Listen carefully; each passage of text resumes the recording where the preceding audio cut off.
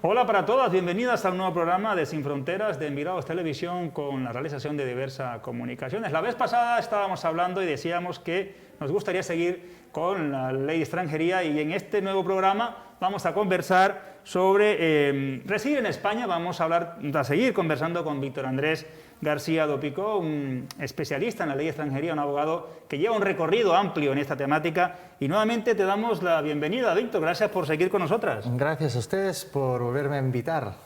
Bien, en ese marco de la ley de extranjería estamos de acuerdo que, lógicamente, debe haber una norma que regule. La ley está para ello, para cumplir con los deberes del marco de los derechos y, en este caso, los derechos humanos de las personas que deciden emigrar, salir del país por varias razones. Ya sabemos que el fenómeno de la inmigración es un fenómeno antiguo, propio de la humanidad, y, lógicamente, salimos por varias razones. Ya nos hemos compartido en varios programas, ¿no? Uno sale por parte económica o sale porque quiere visitar otro país, conocer culturas.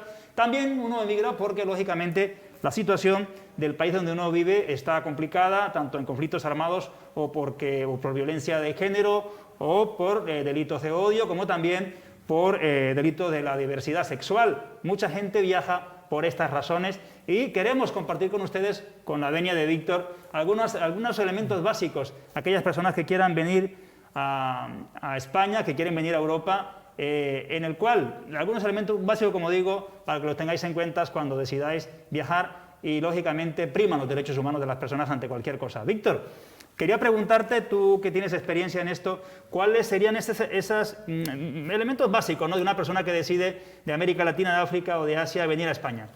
Vale, vamos a poner dos supuestos. Uno, que la inmigración se va a hacer de forma regular, que es lo más fácil y lo que menos problemas da.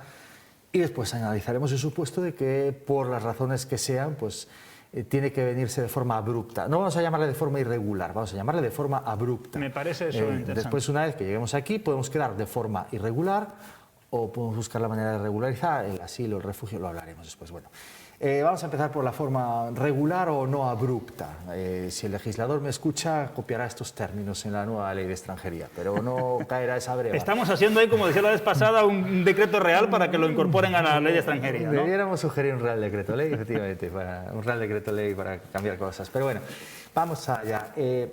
Las maneras para venir de forma regular son: si la estancia va a ser breve, es decir, inferior a 90 días naturales, entonces se puede sacar un visado de turista o venir como turista, acreditando los medios económicos, un lugar donde se va a estar o una carta de invitación de alguien aquí. Vale nacional o vale persona inmigrante con permiso de residencia. Y ya no tenemos más complicación. Se viene de turismo o se viene para ver un familiar o para hacer alguna gestión. Puede ser mismamente pues, hacer o mirar una matrícula, una preinscripción en un centro universitario aquí. Cualquier situación de estas se pueden dar. Y entonces ya no tenemos ninguna complicación. Se viene como turista y ya está. En agencias de viajes darán la información pertinente para hacerlo sin ningún problema. Otra cosa es que se pretende ya quedarse aquí para trabajar o para residir simplemente.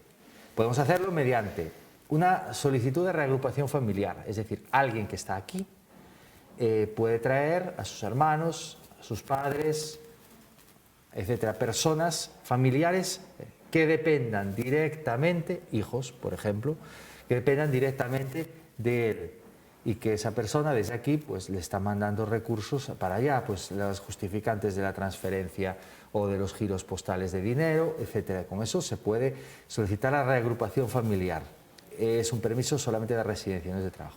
Si la idea es trabajar, bueno, pues la idea es trabajar, entonces podemos solicitar un permiso de trabajo por cuenta propia, que entonces tendríamos que presentar ante la misión diplomática del país en el que nos encontremos un proyecto de negocio aquí en España y justificar que va a ser viable, y nos dan el permiso, venimos aquí, nos damos de alta a la Seguridad Social y hacemos el negocio. El negocio puede ser, pues, por ejemplo, una consultoría de ingeniería, por ejemplo, si yo tengo la titulación y la titulación está homologada aquí, por ejemplo, o quiero poner un negocio de hostelería especializada en esto, o como sugerí el otro día en una organización de estos eran eran marroquíes, pues les sugerí una agencia de viajes para organizar recorridos por el desierto en Marruecos, que de hecho, al conocer la zona, lo pueden organizar y aquí captan los clientes y los envían para allí, los viajeros van y como agencia de viajes un negocio puede funcionar. O sea que la idea no es tan descabellada, está en la ley y se puede utilizar, no la desconozcamos, por favor. O bien venir con un contrato por cuenta ajena, que hay dos maneras de conseguirlo. Una, apuntándose... ¿Eso de cuenta ajena es de una empresa? Por una empresa o por otra persona, efectivamente. ¿De acuerdo? Entonces, se apunta uno en los contingentes, es decir, cuando aquí se necesita mano de obra que se llama contingentes, entonces se recluta gente en el extranjero que viene y presta aquí sus servicios en ocupaciones de difícil cobertura. O bien la otra, consiguiendo aquí una oferta de empleo, pero claro, la hay que conseguir aquí. Si uno no la consigue aquí, pues no puede venir por esas vías. Bueno, esas son las maneras ordinarias de entrar. Voy a matizar un poquito Sí. para que no se... bueno, también para mí y para la gente que nos escuche. Víctor, gracias por compartir con toda la teleaudiencia que nos pueda ver hoy, mañana, el transcurso de la semana, lo que queda del mes y del año. Todas estas cuestiones que alguna gente las conoce, pero otra quizás que quieran venir a España, que quieren venir a Europa, las debe tener en cuenta antes de decidir, de tomar esa decisión importante de viajar, por las razones que éstas sean, ¿no? Tú comentabas la reagrupación familiar. Eso tiene también, por ejemplo, los hijos de una edad específica, hasta los 18 años, o también después, en el caso de la madre o el padre, o el hermano o la hermana, ¿cómo funciona eso? ¿Qué documentación debe traer? ¿Qué documentación debe aplicar, Víctor? Bueno, la reagrupación familiar se pide desde aquí, la pide el reagrupante, es decir, la persona que quiere traer a su hijo, que pueden ser mayores de 18 años, Perfecto. ¿vale? Y lo que le piden es por un lado le piden documentación de aquí relativa a la vivienda, a los medios económicos que va a tener para poder atender a esa O persona. sea, esos medios Aquí, económicos que pueda soportar a la persona que va a traer o a las personas que va a traer, ¿no? Efectivamente, y la vivienda, en qué condiciones van a estar. Y lo que le van a pedir es de la persona que está afuera, que está en origen, el reagrupado, le van a pedir el pasaporte y le van a pedir un seguro médico, ¿de acuerdo? Le van a pedir que tenga la cobertura sanitaria cubierta aquí. Eso es lo que le van a pedir esencialmente. No, pero interesante. ¿Esa cobertura médica es por cuánto periodo debe tenerla? O sea, ¿el mes? Por el o... año, por el año por el de año. reagrupación. Después se renueva por otro año más. Y hay que renovar la póliza del seguro médico. O sea, la persona que se reagrupa tiene que tener una póliza médica, Sí, una póliza de seguro de viaje y todo esto, ¿no? No, seguro de viaje no, hasta el seguro de viaje aparte solamente te cubre durante un viaje. Vale. No hay seguros de viajes que te cubran durante un Es año. una póliza médica, ¿no? Exactamente, un seguro médico. Se Por puede un año, por el periodo que... efectivamente. Hay que justificar que se tiene contratado. Ok. Se puede contratar aquí o se Vale. puede contratar en origen, ¿de acuerdo? Pero hay que tenerlo contratado previamente para entrar. Pero hay que tener ese seguro médico, si no, no se permite ningún tipo de acceso. Lo que no quieren es que por la vía de la reagrupación se carguen gastos al sistema sanitario. Por aquello del turismo médico, ¿no? Por aquello del turismo sanitario que tuvo en boga por muchas épocas. Bueno, ¿no? vamos a romper aquí un mito. Estuvo en boga por culpa de los europeos, no por culpa de los latinos, ni de los asiáticos, ni de los africanos. Ese remarque está bien, Porque ¿no? eran los alemanes y eran los británicos que venían aquí, se caían o decían que se caían en la escalería Hay del avión. estudios de eso y se hay Sí. documentales y investigaciones de varios medios de comunicación que así lo certifican a lo que tú comentas, ¿no? Y efectivamente se modificó precisamente normativa europea por ese tema, por la cual cada uno en su país de destino es atendido conforme a las normas de ese país de destino. Es decir, a mí, si voy al Reino Unido o a Alemania y me dicen que tengo que pagar, pago. Otra cosa es que después, una vez que llegue al país de origen, yo arreglo con el país de origen. De tal manera que esa asistencia sanitaria se hubiese tenido exactamente igual que si hubiese acaecido en el país de origen. Como en España la asistencia sanitaria es gratis, entonces si yo tengo que pagar 120 euros en Alemania, a mí me los reembolsan aquí, me los reembolsa la Seguridad Social Española. Al revés, si viene un alemán aquí, a España, y se le atiende, y en Alemania esa atención médica le hubiese costado 120 euros, una vez que llega a Alemania, Alemania le va a reclamar esos 120 euros. Porque hay un sistema por el cual España pasa los gastos sanitarios a Alemania y viceversa. Otra cosa es que España no nos los repercuta porque nosotros tenemos una asistencia sanitaria universal. Los alemanes, si no la tienen, entonces tienen que pagar allí lo que pagarían si hubiese ocurrido allí, aunque aquí salgan del hospital sin pagar ni un duro. ¿De acuerdo? Pero eso fue por culpa de los europeos. ¿Vale? Queda ese matiz y esa aclaración que ha venido pertinente por parte de Víctor, abogado especializado en extranjería. Víctor, esa persona que viene de la agrupación, sea la madre, el padre, el hermano o el hijo, con esa póliza médica, luego, ¿cómo accede? O sea, ¿qué derechos tiene ya estando en territorio español como reagrupado, como reagrupada? Es decir, el tema sanitario, ¿tiene que estar comprando siempre la póliza médica? Sí. Eso es así, funciona de esa forma. Aquí hubo una historia. Sí.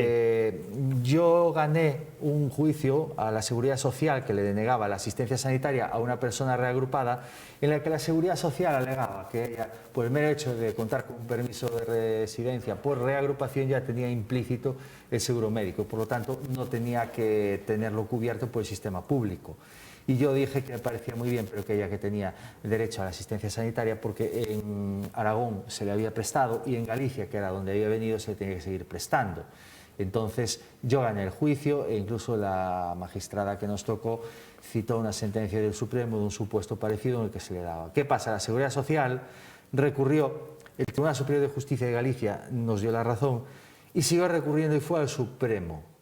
Y durante el tiempo en el que estaba la causa en el Supremo hubo un cambio de normativa y se volvió a la asistencia sanitaria universal, de tal manera que los reagrupados, aunque se les exija la póliza para entrar, pero vuelven a estar cubiertos por la asistencia pública, ¿vale? Entonces el Supremo en ese momento dictó sentencia por la que se le revocó la asistencia sanitaria a esta persona inmigrante. ¿Qué pasa? Como ya había habido una modificación, entonces ella se prevalió de esa modificación y continuó teniéndola. Pero el Supremo, interpretando la normativa antigua, entendió que no tenía derecho a la prestación de asistencia sanitaria universal. Esta persona mayor reagrupada, ¿cuándo puede, por ejemplo, entrar a ser contratada por cuenta ajena o crear su propio negocio?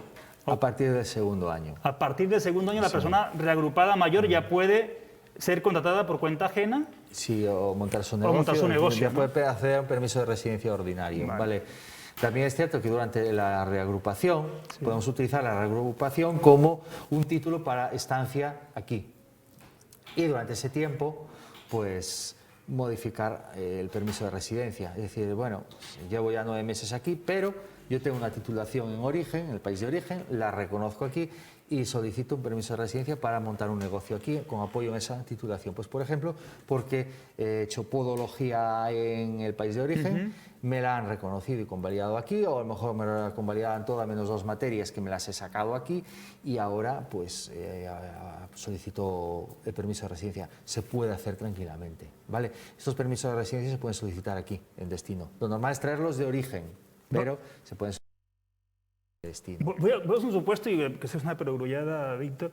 Yo me regrupo, vengo hoy y a la semana alguien me quiere contratar por mi especialidad profesional. Por X o Y motivo, ¿puedo ser contratado o obligatoriamente tengo que cumplir los 2 años que tú mencionas? No, hay que modificar el permiso de residencia y conseguirlo. ¿Se puede modificar? Vale, de acuerdo. Claro, exactamente. Es decir, es iniciar un proceso. Tengo una oferta de trabajo, por ejemplo. Claro, es un expediente nuevo. Okay. Es reiniciar un expediente nuevo. Se puede reiniciar un nuevo proceso sin ningún inconveniente. Sí. Vale, perfecto. Sí. De acuerdo. Víctor, siguiendo con esas modalidades, ¿no? Tú hablabas de la reagrupación familiar de la manera legal o en el marco de la ley de extranjería. Luego estaría el supuesto del tema de contratación en origen, para trabajar lógicamente aquí, valga la redundancia. ¿Cómo hacer ese procedimiento? ¿Qué documentación debo presentar? ¿Cómo se debe hacer ese proceso? Vale, había comentado 2 supuestos, contingentes y oferta de trabajo. Bueno, contingentes, eso no sé exactamente cómo lo llevan, pero sé que hay que acudir a la misión diplomática del país en el que estamos y apuntarse. Mira, que yo quiero trabajar como jornalero o quiero trabajar como peón de siderometalurgia. Vale, entonces a medida que aquí hace falta gente, les hace falta un contingente de 30 peones de siderometalurgia. Vale, se buscan y los que acepten se vienen con el permiso de residencia y trabajo para aquí. Que era un sistema parecido a cómo iban los gallegos a Alemania en los años 50 y 60. Vale, pues lo mismo. Y la otra manera es obtener una oferta de trabajo aquí. ¿Qué ocurre? Hay supuestos como Perú o como Chile en los que el acceso a esa oferta es libre, es decir, yo puedo contratar a un peruano o un chileno porque hay convenios especiales. Entonces yo le hago la oferta y el peruano o el chileno se viene aquí con esa oferta de trabajo y se pone a trabajar en el sector para el cual ha sido contratado. Es decir, si yo a los 4 meses lo despido o él a los 4 meses se va voluntariamente, entonces él puede obtener otro trabajo pero en el mismo sector. Es decir, no me vincula a mí durante un año, ni le vincula a él durante un año, porque él puede perder el trabajo por circunstancias extrañas a su voluntad. ¿Vale? Bien. En los demás países es necesario que esa oferta de trabajo que yo emito desde aquí vaya acompañada por una certificación de oferta negativa de empleo, es decir, que yo he solicitado en el servicio público de empleo correspondiente una persona por ocupar ese puesto y no ha aparecido nadie. Cuidado, esta oferta tiene que ser genérica, no como una vez un empresario o el asesor de un empresario, quiero recordar que fue a extranjería a Coruña y pidió fontaneros para trabajo nocturno con dominio de alemán. Evidentemente le corrieron a garrotazos de extranjería, eso no puede ser, tiene que ser una oferta genérica, fontaneros, punto. Vale, porque claro, si hacía genérica aparecían fontaneros y él quería traer a gente de fuera. Bueno, pues aquí haciendo esa oferta de empleo nos sale negativa, entonces podemos traer a quien queramos de fuera, ¿vale? Normalmente es gente que conoce, pues por ejemplo, un colega del pueblo de un compañero de trabajo, etcétera, etcétera. Es gente ya conocida, ¿vale? Para ese tipo de ofertas de trabajo. De acuerdo, que se hacen. Y el extranjero, insisto, en estos casos está en origen. Se presenta la documentación aquí en extranjería, incluyendo el pasaporte del extranjero, el certificado de... ¿Eso lo hace la persona empresaria o lo la hace que el sea? empresario aquí, efectivamente. Y una vez que el empresario obtiene la autorización, paralelamente se envía a la misión diplomática del país de origen donde se encuentra el extranjero, que tiene que ir allí, retirarla y ya tramita lo necesario para entrar. En este caso, Víctor, un matiz también, aprovecho por tu experiencia, por casos que se han presentado quizás, la persona que quiere venir a trabajar aquí, que tiene la oferta, no tiene que pagar ningún monto económico al empresario por la gestión, ¿no? No. O sea, que eso quede claro, que no tiene que pagar ninguna gestión, ni tiene que pagar ninguna tasa. No, otra cosa es la tasa que le pidan en la misión diplomática. La tasa diplomática que le pesa. Es decir, cuando yo voy a retirar allí mi autorización, que normalmente las tasas las paga el empresario, pero no sé si en origen a lo mejor le piden, pero eso es oficial, no por debajo de cualquier... no bajo cuerda, eso lo pide el consulado. El consulado. El empresario no le puede pedir nada al trabajador. Vale, de hecho el empresario se supone que si está haciendo todos estos trámites es porque necesita una persona y no la consigue aquí. Y entonces tiene que conseguirla fuera. Y si le va a cobrar a la persona que está fuera, eso podríamos mirar el Código Penal, pero incluso sería un delito. Perfecto. Bien, quedan ahí esas cuestiones, dos o tres casos importantes que has dicho tú de manera regular. La persona se venga en el marco de la ley de extranjería, que cumpla todos los requisitos de esa ley. Yo voy a volver a lo de la reagrupación familiar porque me queda una duda, Víctor, y es con relación, sigo insistiendo con el tema tema de salud. Es decir, esta persona reagrupada tiene que tener póliza sanitaria contratada en origen o aquí, una vez que cumple el periodo, si no está trabajando, lógicamente si consigue trabajo, entra en el sistema sanitario de España, de la comunidad donde resida. Pero si no, estará hasta que cumpla el proceso, los 2 años que tú mencionas, ¿no? De agrupación. Efectivamente. Una vez se cumplen los años, puede entrar al sistema sanitario, ¿no? Sí, consigue un permiso de residencia. Sí, consigue el permiso de residencia. Es que hay una cosa. Vale. Aquí nos vamos a la Ley General de la Seguridad Social. Eso es importante, La asistencia sanitaria desde siempre es algo inherente a la persona que trabaja. Es decir, yo por el mero hecho de cotizar a la Seguridad Social, yo tengo derecho a la asistencia sanitaria universal. Vale, sea como cotice, pues como en mi caso, que cotizo como autónomo o porque estuve trabajando por cuenta ajena o estoy trabajando por cuenta ajena. Después hay supuestos, por ejemplo, que son los asimilados al alta a estos efectos, son las personas que tienen prestaciones o subsidios de desempleo, que tienen también asistencia sanitaria, o los familiares de una persona que está afiliada, es decir, En este caso serían los cónyuges y los hijos de la persona que está cotizando a la Seguridad Social. Y por esas vías es por las que todas estas personas que tienen permisos de residencia y trabajo están ya cotizando. Por ejemplo, el seguro médico a las personas que entran como contingentes o con una oferta de trabajo de aquí no se lo están pidiendo. ¿Por qué? Porque la asistencia sanitaria la van a tener cubierta vía cotización a la Seguridad Social. Los reagrupantes, en cambio, no tienen eso, ¿vale? El permiso de estudiante, la gente que viene a estudiar, eso lo tiene cubierta por el seguro escolar, en cierta manera. Eso ya debería que mirar un decreto. Bueno, en muchos casos, por experiencia, te interrumpo, discúlpame el atrevimiento por tu experiencia, lógicamente, también profesional. En algunos casos se paga el seguro médico, se pagan todas esas cuestiones, tanto en origen como aquí, en el tema de estudiantil, que me ha tocado alguna vez, en algún momento. El seguro, es que hay una cosa, sí. Para venir con el permiso de estudiante, hasta donde yo sé, tampoco es que haya tramitado muchos, no piden seguro médico. No sé ahora si últimamente lo están pidiendo, pero no lo piden. También que yo soy muy mayor ya cuando vine por aquí como estudiante. Claro, ¿qué ocurre? Y no te lo pidieron, vale. Sí, claro. Pero que yo sepa, no lo piden. Ahora, ¿qué ocurre? El seguro escolar es un poco limitado. Vale. No cubre la totalidad de las contingencias. Habría que mirar un decreto del año 56. Pero tenerlo en cuenta por lo menos. Sí, hay un decreto del 56 que regula el seguro escolar, que es una cosa vetusta, es un resquicio que queda ahí. Y que yo no sé, por ejemplo, en mi caso, que estaba mi padre cotizando a la Seguridad Social, ¿qué me cubría a mí? Si había un accidente en la escuela, eso lo iba a tener que cubierto igual, por la asistencia sanitaria universal y por ser hijo de una persona que cotiza a la Seguridad Social. Supongo pero bueno, este es un resquicio que queda ahí y lo hay. Entonces, los que tienen un permiso de estudiante tienen su seguro escolar, asociado a la matrícula, que de hecho lo pagan en la matrícula. El seguro escolar únicamente es gratuito en la enseñanza obligatoria, es decir, hasta los 16 años, la enseñanza secundaria obligatoria y la enseñanza primaria. Después, si quieren cubrir otra serie de cuestiones, sí que tendría que hacerse un seguro médico, pero bueno, para eso les recomiendo, como no es una exigencia para entrar, que lo contraten aquí. ¿Vale? Algún seguro de asistencia sanitaria, si lo quieren contratar, sino que tiren con el seguro escolar, en la medida de lo posible. Bien, cuando tú mencionabas las personas que vienen de turismo, ahí creo que lo dejabas caer al inicio de la conversación, de la entrevista, estas personas que son invitadas por su familia, solamente vienen a los 3 meses, ¿qué documentos deben traer, qué documentos deben cumplimentar, Víctor?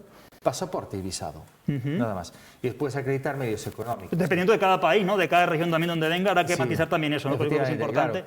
Claro. A ver, hay dos maneras ahí de venir. Una, si viene invitado, tiene que venir con una carta de invitación acorde al tiempo que va a estar y acorde a los medios económicos en los que se puede sostener. Porque a lo mejor pide una carta de invitación para estar 90 días, pero le autorizan solo 60. Esta carta de invitación, lógicamente, la hace la persona que invita, para la redundancia y la perogrullada, ¿no? Efectivamente, correcto. ¿Eso dónde se hace? ¿Cómo se pide eso, Víctor? Se tramita ante la policía y se presenta... La Policía Nacional de España, lógicamente. Sí, se presentan documentos acreditativos de empadronamiento, el domicilio donde va a estar, la persona, qué relación hay con esa persona y el tiempo que va a estar. El empadronamiento hace referencia al censo poblacional, donde la persona que invita a la persona que viene del otro país, aquí en España, en Euskadi, en Galicia, Valencia, etc., ¿no? Donde sea efectivamente el ayuntamiento, donde uno está empadronado. Hay que presentar eso y algo relativo al domicilio donde se va a alojar esa persona. Si no, de otra manera, es realizar una reserva de hotel y justificar que existe esa reserva de hotel cuando se entra. La reserva de hotel es por el tiempo total que se va a estar aquí. Una reserva de hotel de 15 días, pues son 15 días, no hay más. Vale. Otra cosa es que eso nos baste para cruzar la frontera y llegar aquí. Después ya... Eso sería en otro costal. Esa es otra cosa. Ya es otra cosa que vamos a entrar en otro proceso, Víctor. Yo me voy a quedar con lo que tú me decías. Vamos a hablar primero de la residencia o de los viajes, por los motivos que sean a España, a Europa, que debemos cumplir ciertos requisitos para poder estar aquí. Hemos hablado de la reagrupación familiar, hemos hablado del turismo y hemos también hablado de la posibilidad de venir por contrato de trabajo, bien por cuenta ajena o bien porque quieras montar acá tu sueño de empoderamiento empresarial, que cumpliendo pues se puede hacer con esos requisitos que tú mencionabas. Yo voy a dejarlo por aquí, Víctor, con tu venia, para que podamos entrar en otro programa a hablar de aquellas personas que deciden emprender el viaje a España, a Europa, y luego deciden quedarse de manera abrupta. Vamos a colocar esa palabra de manera abrupta. Voy a mi léxico a ver si soy capaz de colocarla aquí en el disco duro. Así que vamos a dejarlos aquí por hoy, se quedan ustedes para que rebobinen esta entrevista, este programa. Pueden también aportar vuestro conocimiento de lo que sepáis, para que la otra gente también pueda tener herramientas para cuando decida venir a España, a Europa, emprender ese viaje de la migración, por los motivos que estos sean de manera regular, en el marco de la ley. Estamos de acuerdo con las normas, con la ley, pero también entendemos que la ley de inmigración viola derechos. Esperemos que de aquí ya ha salido en el anterior programa y en este otra vez, por recomendación del abogado Víctor, un real decreto que posibilite mejorar esa misma ley. Así que con ustedes, ahí queda para que lo sigan viendo. Seguimos con el tema jurídico, con la ley de extranjería en un próximo programa. Muchísimas gracias por estar con nosotros y ojalá que nos sigan acompañando durante lo que queda del día, como siempre digo, de la semana, del mes y del año. Víctor, muchísimas gracias por estar nuevamente con nosotros. Gracias a ustedes. Agur, adiós.